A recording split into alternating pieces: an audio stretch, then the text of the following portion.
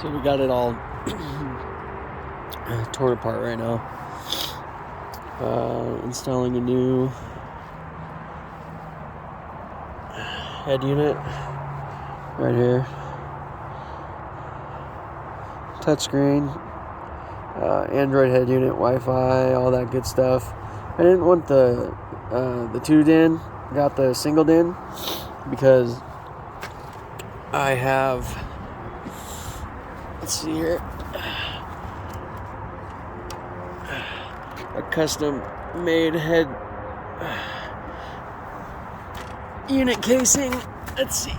This is my dash. It's custom. Holds a regular iPad. I have a cutout there, so my single DIN touchscreen will sit there if I don't want to have my iPad in. But when I want my iPad, it sits right in there over the screen, and looks pretty dope.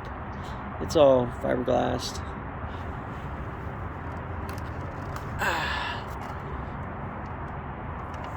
Solid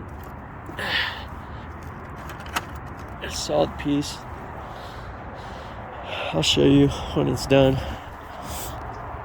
But first, I got